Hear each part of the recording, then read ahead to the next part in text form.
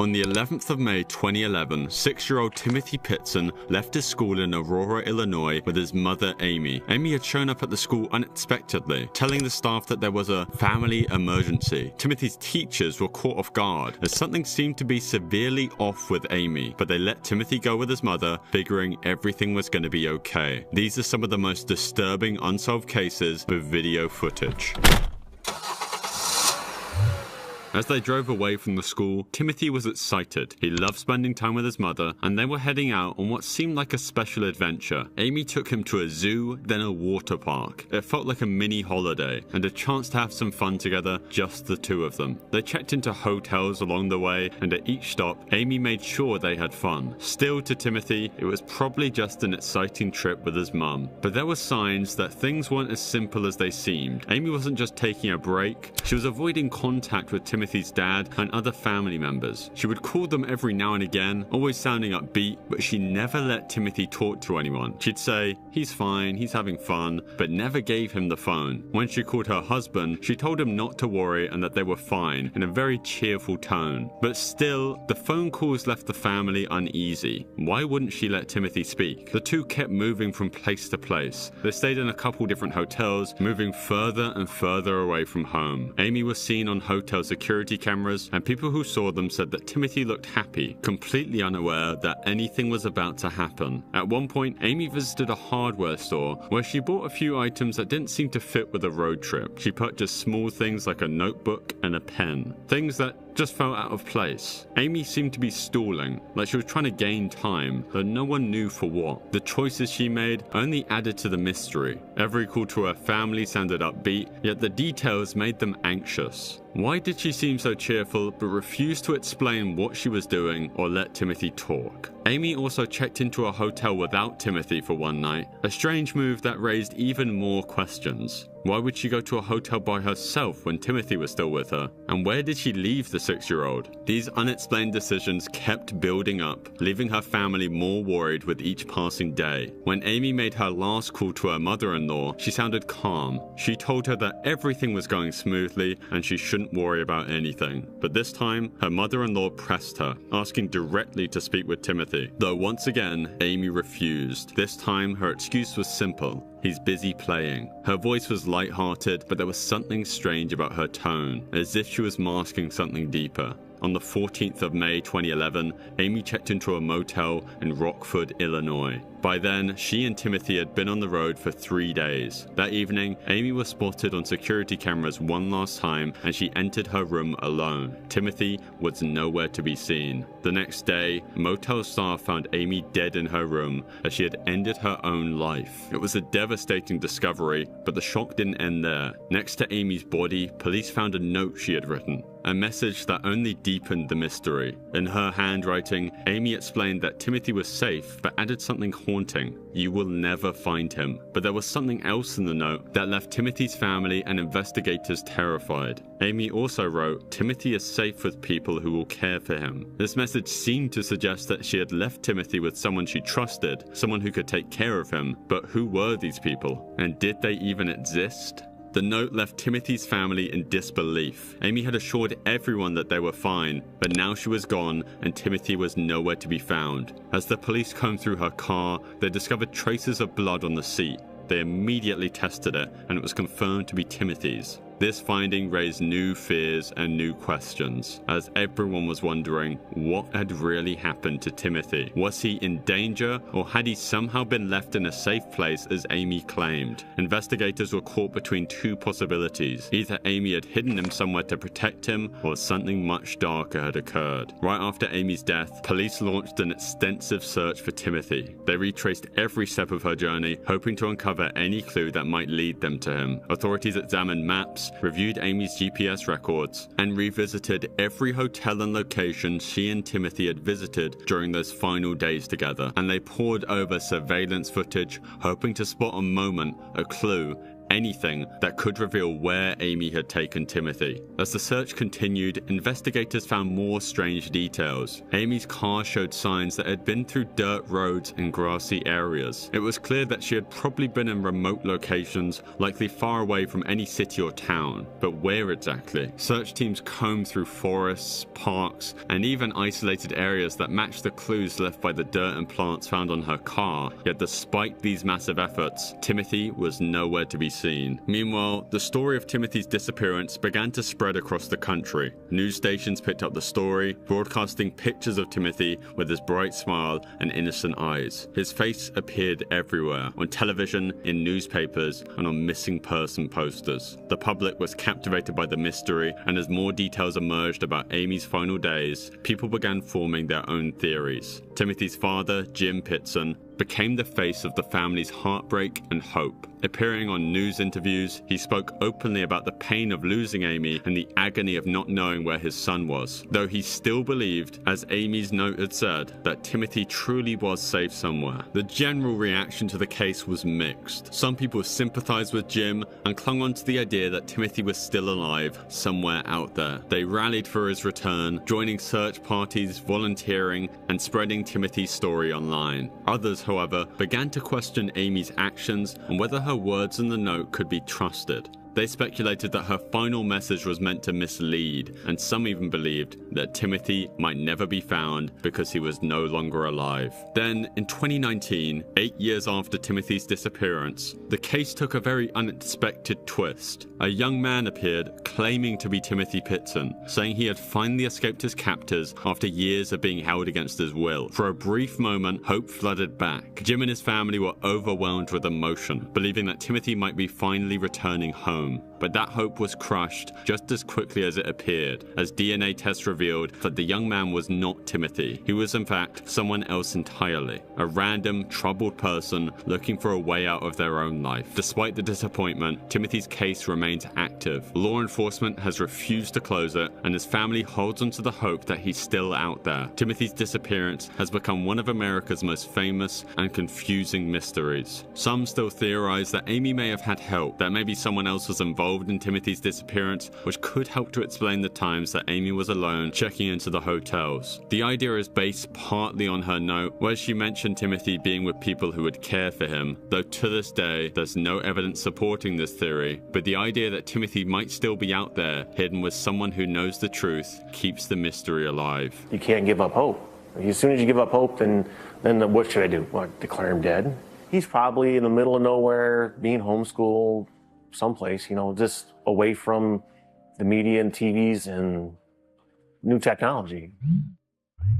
It was still dark in Midlothian, Texas on the morning of the 18th of April 2016. For 45-year-old Terry Missy Bevers, a fitness instructor and mother of 3, this was a normal time to be up and ready. She was dedicated to her fitness classes, regularly teaching early morning sessions. She had a class scheduled at Creekside Church of Christ that day, and she was known for showing up early to set everything up. Around 4:20 a.m., Missy entered the church, her headlights briefly illuminating the parking lot before going dark. With her workout equipment and supplies in hand, she made her way inside, likely unaware of the danger that awaited her. What she didn't know was that someone had already broken in. Hours before Missy arrived, Creekside Church had been empty, but by 3:50 a.m., a figure had appeared inside, roaming the halls in a way that would later raise unsettling questions. Security cameras captured the footage of this person, someone whose actions seemed more bizarre than purposeful. The intruder was dressed head to toe in SWAT-style tactical gear, including a helmet, vest, and gloves, all of which concealed their identity. Obviously, this wasn't ordinary clothing, especially for someone committing a crime, and it was something that law enforcement would later struggle to explain, as they couldn't figure out if it was merely just a disguise or some sort of message. As the figure moved through the church, their actions were equally strange. Instead of heading directly to an office, a safe, or any obvious target, the person walked around, opening doors, checking checking rooms and tapping on walls. Their pace was calm, almost wondering, as if they had all the time in the world, as it didn't seem like they were searching for anything specific. Instead, it felt as though they were just waiting. The security footage further showed this person pausing here and there, standing silently, before moving again. It was this slow, almost detached movement that would later haunt viewers. And in one of the stranger aspects caught on the camera was the fact that the figure seemed to even stagger slightly, as they walked very clumsily, as it looks as if they could be unfamiliar with the layout of the church, or they're in some kind of daze. At around 4:20 a.m., just as Missy entered the church, the camera footage ended. To this day, it's unclear exactly how much time passed between Missy walking into the church and her encounter with the intruder, but what is known is that Missy was soon to be found dead, her body discovered by her students who arrived for class a short time later. The scene that they would walk into was shocking. Missy had suffered multiple injuries that was believed to have been inflicted by a hammer that was left near her body. After her death, the investigators turned to Creekside Church's security cameras, hoping they held the clues that could identify Missy's killer. What detectives found is that the footage raised far more questions than it answered. Like, as the figure moved throughout the church, they would also periodically break certain objects and shatter glass, leading the police to believe that the person was trying to stage some sort of robbery gone wrong, though that theory would make little sense when you consider that the robber neglected to take Missy's purse or iPad. Also, why had they chosen a church of all places, and what was the motive? If this was a robbery, it was certainly an unusual one. After the discovery of Missy's body at Creekside Church, Midlothian police faced a daunting task. Because there was just so little to go off, the detectives involved started watching the footage over and over again to find the tiniest of details, which then made them notice the killer's strange gait or walking style, as they seemed to move with a slight clumsiness, as if they were wearing shoes too big or simply had a very distinct walk. Internet detectives then started comparing the walk to those around Missy, and if you line up the videos of the SWAT-geared intruder with those of her father, they do look eerily similar. Though this evidence, if you can even call it that, is extremely weak and is a symptom of the case being so mysterious and confusing. The police themselves initially thought that the intruder could be female, as the walk looked as if the person was wearing clothes too big or too heavy, though again, this theory led nowhere.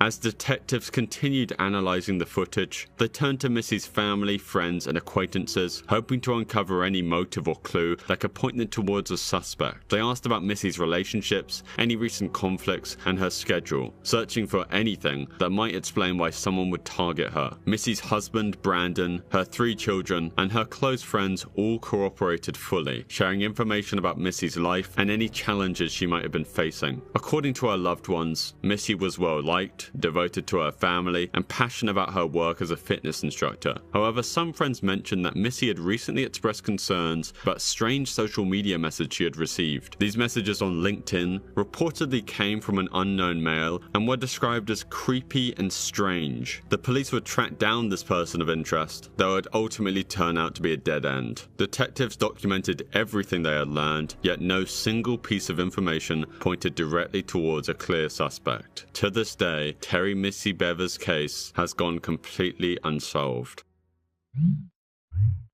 Alyssa Turney was a typical 17-year-old high school junior living in Phoenix, Arizona, with her father, Michael Turney, and half-sister Sarah. Like most teenagers, she had a part-time job, friends, and dreams for the future. But on the 17th of May 2001, everything changed. That was the day Alyssa vanished without a trace, and the mystery of her disappearance would leave her family and community searching for answers for years to come. It was the last day of school, and Alyssa was looking forward to summer break. She and her friends had made plans to celebrate, and it seemed like a typical start to what should have been a carefree summer. But what happened that afternoon has been clouded by strange details, some coming from her father Michael himself, who was the last person to ever see her. According to Michael, he picked up Alyssa from Paradise Valley High School around lunchtime. He claimed that they went out for a bite to eat at a local restaurant, and then, once they returned home, they had a heated argument. Michael would later tell the police that Alyssa stormed off, shouting that she was leaving and heading to California to live with her biological aunt. To back this story, Michael claimed he found a note from Alyssa in her room, saying basically exactly what she was saying in the argument, that she was running away. The note, written in Alyssa's handwriting, didn't sit right with Alyssa's friends and family. For one, none of her belongings, like her phone or purse, were missing. If Alyssa truly intended to run away, why would she leave behind everything she'd need? And why didn't she tell any of her close friends about her plans? Initially, authorities treated Alyssa as a runaway, believing that she might have truly gone to California or was still somewhere nearby in the Phoenix area. However, doubts started to arise when the $1,800 in her bank account was left completely untouched and she failed to contact any of her friends and family. As police started to investigate further, they discovered something odd. Michael had been tracking Alyssa's movements in ways that went beyond what many see as protective. In fact, he seemed to have an unusual level of control over her life. At her job, Alyssa's co-workers noticed Michael would occasionally appear unannounced, sometimes with a video camera. In one instance, he secretly recorded his daughter's interactions with customers, co-workers, and friends, claiming it was to ensure her safety. But there was no clear reason why he would have to monitor her like this. These recordings weren't limited to her workplace either. Michael had even installed surveillance devices around their home, and one of the most disturbing details was the discovery of hidden recording devices in the family's living room. It's unknown how often Michael reviewed these recordings, but it was clear he had an intense need to keep tabs on Alyssa's actions and conversations. This kind of behavior extended into nearly every aspect of Alyssa's life. Michael kept strict control over her social life, reportedly screening her phone calls and limiting her time with friends. Alyssa's friends recalled that Michael seemed overly protective and suspicious, making her feel uncomfortable and trapped. They reported that Alyssa felt she couldn't do anything without her father knowing, and over time, she grew increasingly resentful of his intense surveillance. For any teenager, this level of control would have felt suffocating. Though it gets much more worrying. When the police were taking statements from those who knew Alyssa to try and find any leads revolving her disappearance, one of her close friends, her boyfriend, and her stepbrother all independently shared stories that they had heard from Alyssa, all involving Michael attempting to illegally and inappropriately touch his daughter. In one instance, Alyssa's stepbrother said that during a car ride, Michael scooted closer to Alyssa and then tried to touch her in ways that would certainly get him arrested if anyone had reported it. Speaking of which, Michael himself once called Child Protective Services to warn them that if Alyssa was to ever call them to accuse him of touching her strangely, that she's a liar, a very normal thing for a loving father to do. Then somehow the strangeness continues. Michael was fixated on a very particular incident involving Alyssa. He frequently brought up the claim that years prior, Alyssa had been assaulted by a teacher. Michael often told people he believed this incident deeply affected her, yet there was no concrete evidence of it ever happening. Interestingly, Michael's account of the incident would often shift, making it hard for investigators to verify. Alyssa's close friends noted that she had never mentioned this supposed assault, and many doubted it ever happened. Michael, however, used this story as a justification for his extreme protectiveness, insisting that he was simply trying to shield Alyssa from further harm. Then there was the matter of Alyssa's aunt. When the police followed up, they learned that Alyssa's aunt in California hadn't heard from her and wasn't expecting her to come. This detail obviously threw more doubt on Michael's story. If Alyssa had indeed intended to run away, why hadn't she contacted the aunt that she was supposedly going to stay with? To the police, Alyssa's disappearance started looking less like a runaway case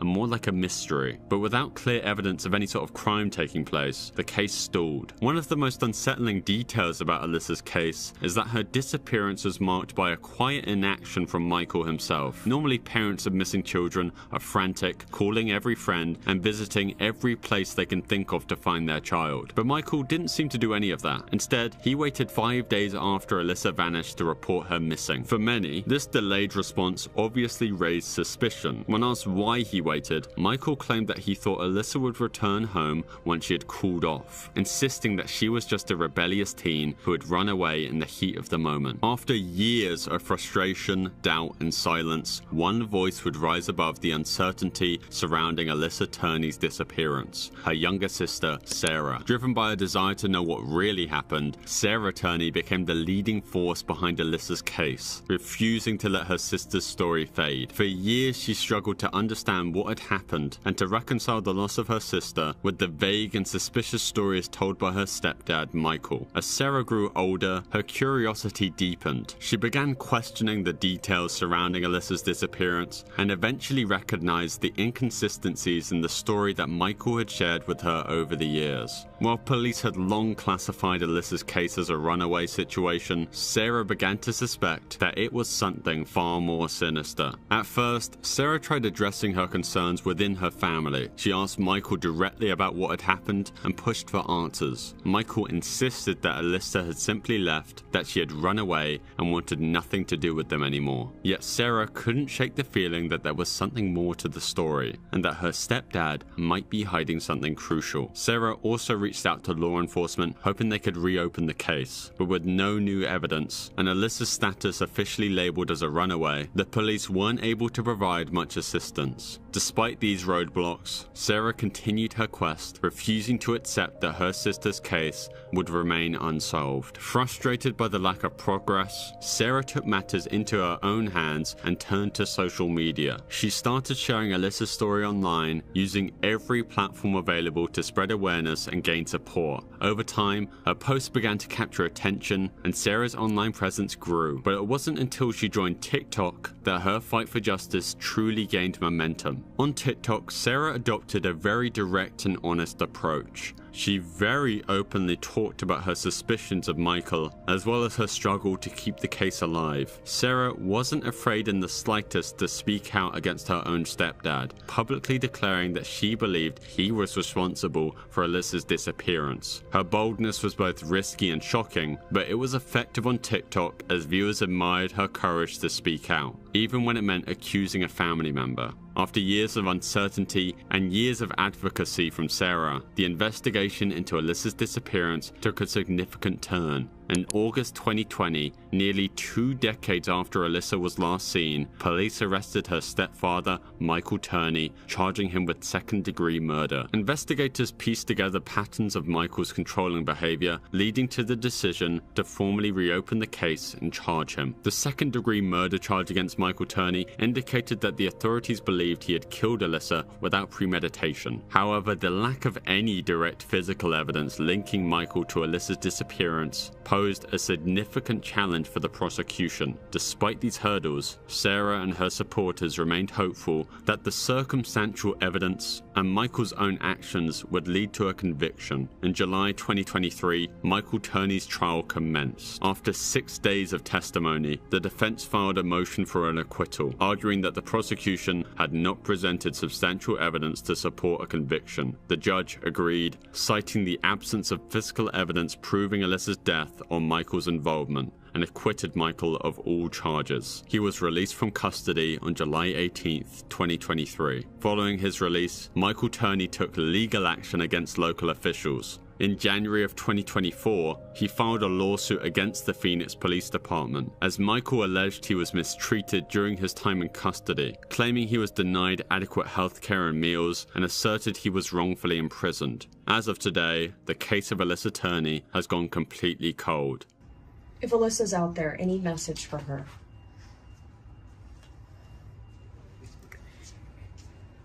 Same message I've always tried to give it. Which is? I love her. You want her to come home? Obviously so.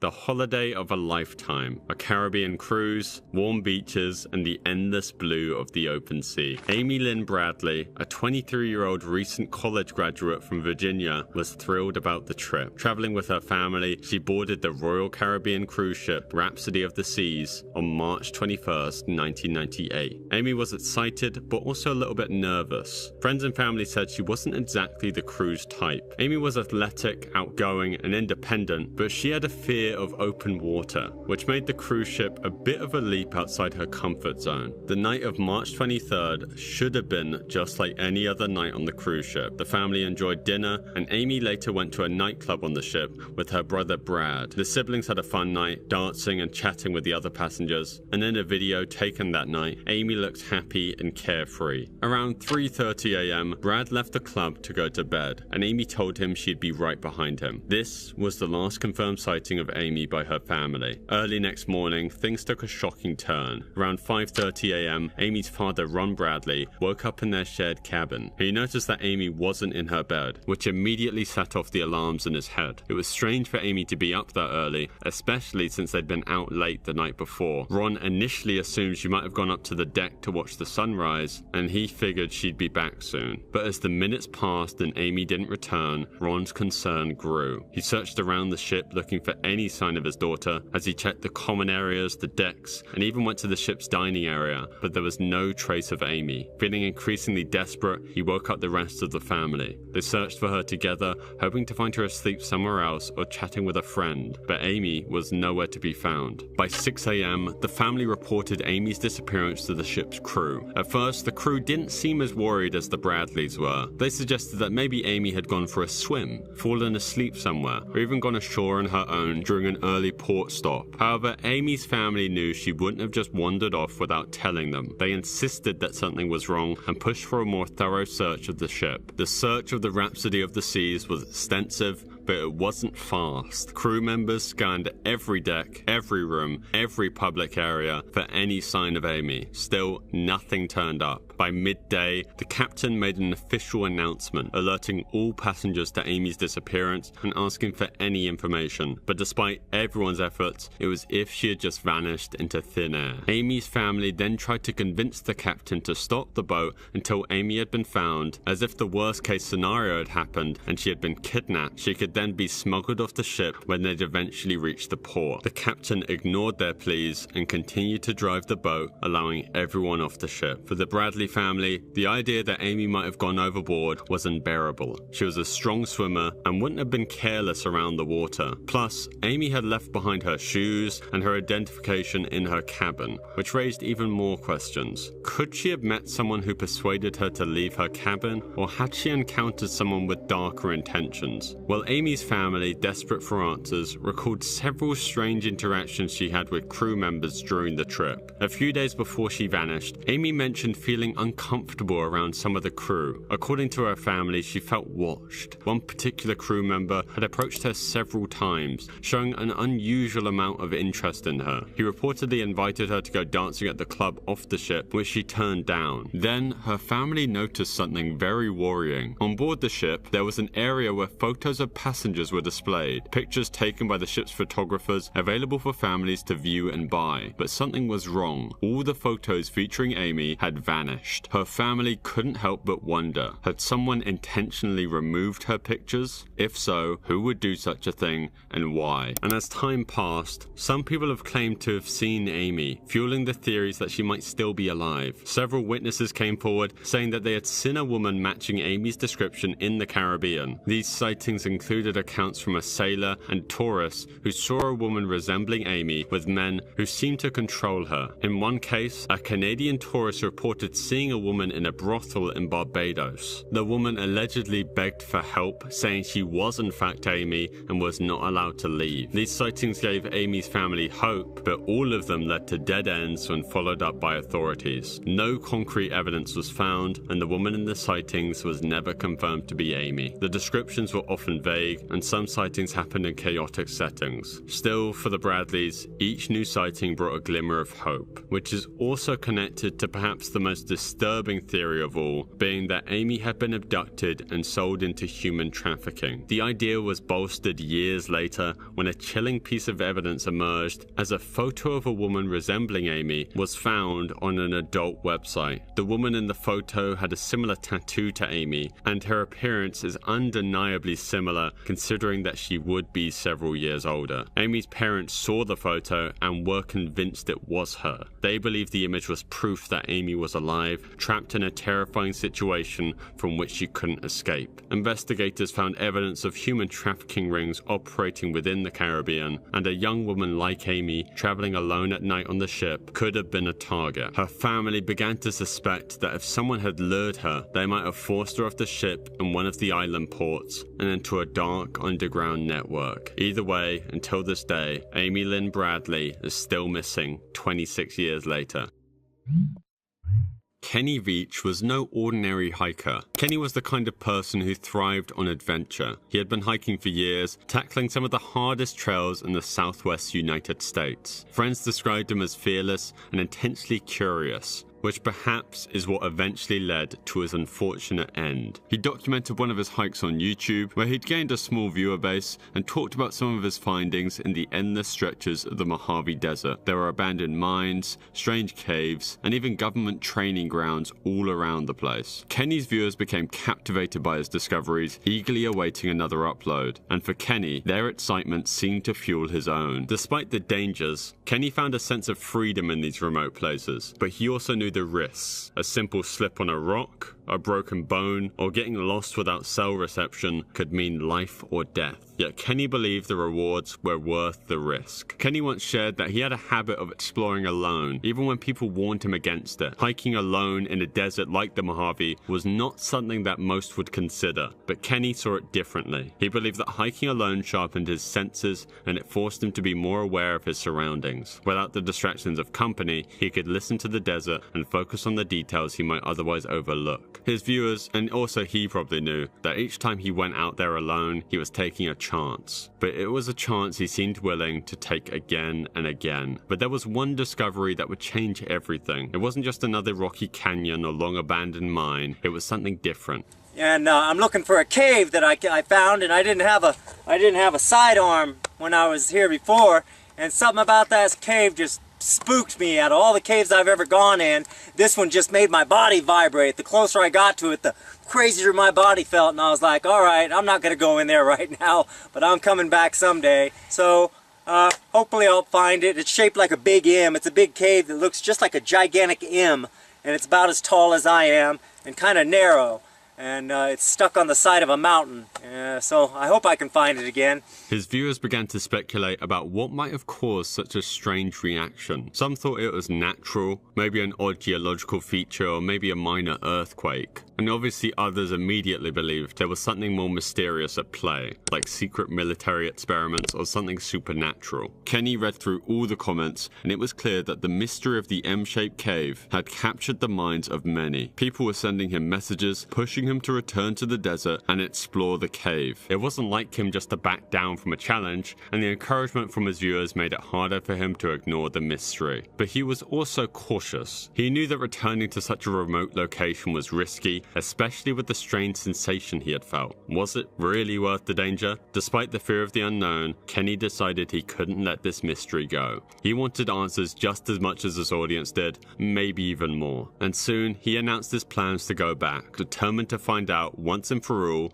what was inside that cave. Kenny prepared carefully for this trip, aware of the dangers that awaited him in the desert. Even for an experienced hiker like him, the Mojave held countless risks. This wasn't just a quick day hike. The remote location of the cave meant that he'd have to navigate miles of rugged terrain with limited supplies and no phone reception. In case anything went wrong, Kenny let his girlfriend and a few close friends know where he'd be heading. This way they'd have an idea of his location if he didn't come back. Then, days passed, and no one heard from Kenny. At first, his friends and family assumed he was still exploring, caught up in the thrill of adventure. But as more time went by, their worry grew. Kenny's girlfriend reported him missing, and a search operation was launched as teams of rescue workers scoured the Mojave Desert, covering every trail and checking every canyon. They looked for signs of his presence, hoping to find any clue about where he might have gone. During the search, they discovered Kenny's phone lying on the ground near an abandoned mine shaft. This was miles from any marked trail and deep within the desert. The phone had no interesting messages, no final recordings, no indication of what might have happened to him. It was as if he had left it on purpose or had dropped it by accident before going further into the wilderness. I mean, why would he leave it behind? Despite extensive search efforts, no other trace of Kenny was ever found. The team searched for weeks, covering the surrounding area and examining any possible routes he might have taken.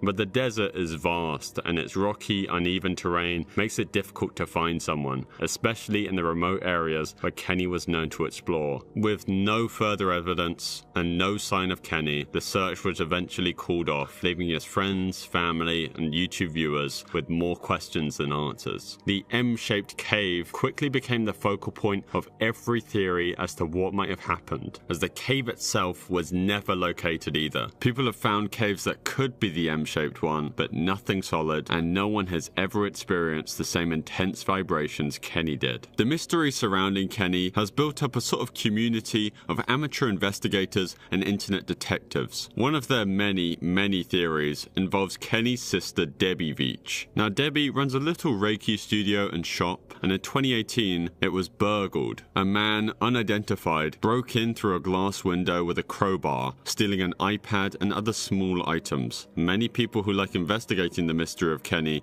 are absolutely convinced that this was him based off of the security footage. Debbie has never even implied it's Kenny, but still, people are clearly desperate to find out what happened to him. To this day, Kenny's case remains unsolved. Relisha Rudd was only 8 years old when she disappeared from Washington, D.C., leaving a trail of unanswered questions and unsettling mysteries behind. Born on October 29, 2005, Relisha lived a far from easy life. Relisha's family struggled financially, and she spent most of her early years moving between unstable housing situations. Relisha and her family eventually found a place to stay at a shelter known as the General Family Shelter. While it provided a roof over their heads, it was a difficult environment for any child. The shelter housed hundreds of families and individuals experiencing homelessness, and the facility was crowded and sometimes chaotic. For Relisha, the shelter was both her home and her playground, though it was far from the safe, nurturing environment that every child deserves. Despite these hardships, Relisha's teachers and people who knew her described her as friendly and full of curiosity. They noted how she loved school and seemed to be happy there, finding some sense of stability and normalcy in the classroom. Her teacher noticed, though, that her attendance was irregular. Days turned into weeks, and when Relisha stopped coming to school altogether, people started to worry. At first, no one knew what to think. Relisha's absence was unusual, but not completely shocking.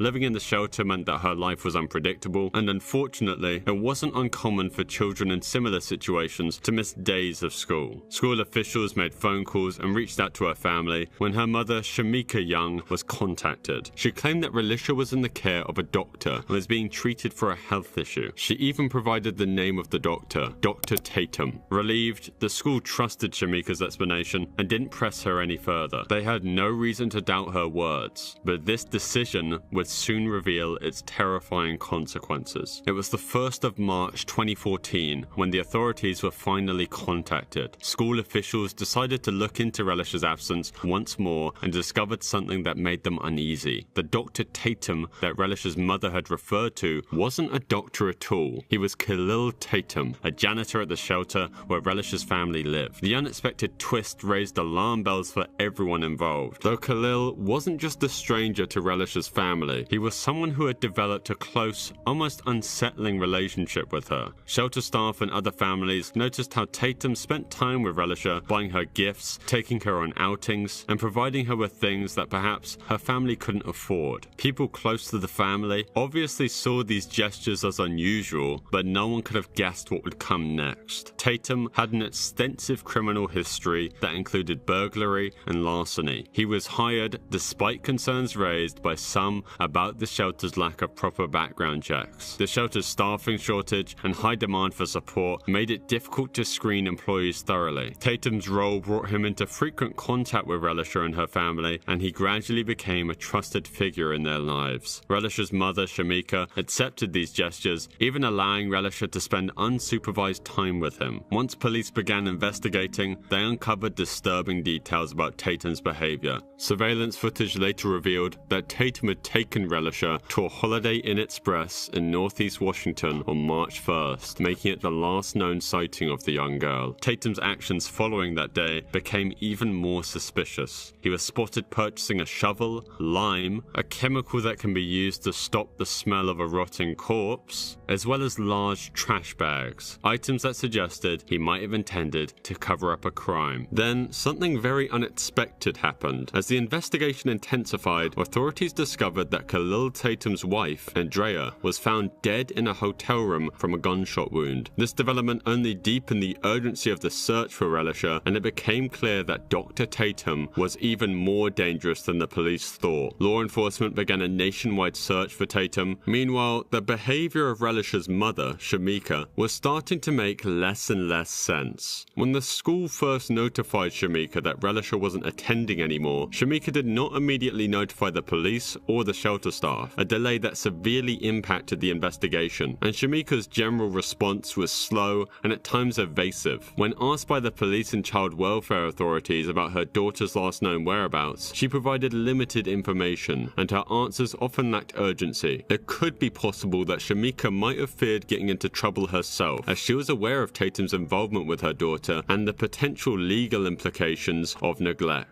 Authorities investigating the case became increasingly frustrated with Shamika's lack of cooperation. Although she eventually acknowledged that Tatum had been taking care of Relisha, she continued to give inconsistent statements about why she allowed her daughter to spend so much time with him. Her explanations were often contradictory, shifting between trusting Tatum as a caring figure and being unaware of the danger her daughter faced. Shamika's behavior either suggested a stupidly high level of trust in a stranger or a complete failure to recognize the risks associated with allowing her daughter to be in Tatum's care. And on April 1st, 2014, likely the worst case scenario had happened. Khalil Tatum was found to have taken his own life in a shed in Kenilworth Park, which was an area that had already been searched for Relisha. Tatum was the last person seen with Relisha, so when he died, he took many of the answers with him. His death left police scrambling for leads, but despite searches and tips, now they weren't even certain if Relisha was alive, alone, or had been given to someone else. Purely speculating, I think it's possible that Tatum may have had a less than legal relationship with Relisha and may have been exploiting her with Shamika's permission. Perhaps Tatum's wife Andrea found out, and that was the motive behind her unfortunate death, though the true motive behind Relisha Rudd's disappearance will likely never be known. And that concludes today's video. If you want more disturbing content, you can check out this video that YouTube thinks you'll enjoy. Thanks for watching.